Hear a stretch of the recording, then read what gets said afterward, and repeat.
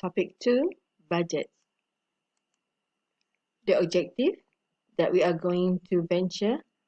First, budget rules and function, types and characteristics of traditional and contemporary budget, structure and process of creating a master budget, flexible budget, and preparing a performance report. First objective, budget rules and functions. So a budget is a detailed quantitative plan for acquiring and using financial and other resources over a specified forthcoming time period. First, the act of preparing a budget is called budgeting. Second, the use of budget to control an organization's activity is known as budgetary control. Planning means involve developing objectives and preparing various budgets to achieve these objectives. Control means involves the steps taken by management that attempt to ensure the objectives are attained. So there are several advantages of budgets. First, think about the plan for the future, define goals and objectives, uncover potential bottlenecks, means of allocating resources, coordinate activities, and communicate plans. Choosing the budget periods, the annual operating budgets may be divided into quarterly or monthly. So it depends on the company. Human factors in budgeting. The success of budgeting depends upon three important factors. First, top management must be committed to the budget process. Second, top management must not use the budget to pressure employees or blame them when something goes wrong. Third, highly achievable budget targets are usually preferred when managers are rewarded based on meeting budget targets. Second objective, types and characteristics of traditional and contemporary budget. Self-imposed budget. A budget is prepared with a full cooperation and participation of managers at all levels. A participative budget is also known as a self-imposed budget. Advantages of self-imposed budget. First, individuals at all levels of the organization are viewed as members of the team, whose judgments are valued by top management. Second, budget estimates prepared by frontline managers are often more accurate than estimates prepared by top managers.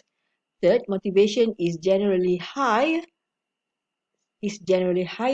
when individuals participate in setting their own goals than when the goals are imposed from above. And fourth, a manager who is not able to meet a budget imposed from above can claim that it was unrealistic. So self-imposed budget eliminates this excuse. Most companies do not rely exclusively upon self-imposed budget in the sense that top managers usually initiate the budget process by issuing broad guidelines in terms of overall profits or sales. A zero-based budget requires managers to justify all budgeted expenditures, not just changes in the budget from the prior year. Most managers argue that zero-based budgeting is too time-consuming and costly to justify on an annual basis. The Budget Committee, a standing committee responsible for overall policy matters relating to the budget, coordinating the preparations of the budget. Objective 3, structure and process of creating a master budget. The master budget is the comprehensive financial plan for the organization as a whole, typically for a one-year period corresponding to the fiscal year of the company. Yearly budgets are broken down into quarterly and monthly budgets. The use of smaller time periods allows managers to compare actual data with budgeted data more frequently, so problems may be noticed and resolved sooner. Some organizations have developed a continuous budgeting philosophy. A continuous budget is a moving 12-month budget. As a month expires in the budget, an additional month in the future is added so that the company always has a 12-month plan on hand. Proponents of continuous budgeting maintain that it forces managers to plan ahead constantly.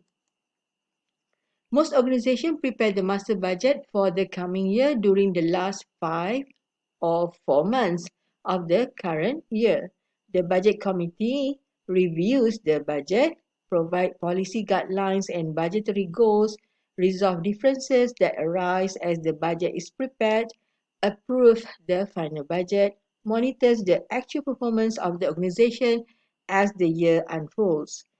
The controller usually serves as the budget director, the person responsible for directing and coordinating the organization's overall budgeting process.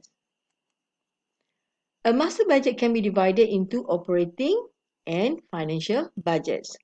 Operating budgets. It describes the income generating activity of a firm, sales, productions, and finished goods inventories. Outcome is a pro forma or budgeted income statement, while financial budgets detail the inflows and outflows of cash and the overall financial positions. Planned cash inflows and outflows appears in the cash budget. The expected financial positions at the end of the budget period is shown in a budgeted or pro forma balance sheet. Since many of the financing activities are not known until the operating budgets are known, the operating budget is prepared first. So this is the figures, okay, of the master budget. Okay, thank you very much. We will continue to the part 2.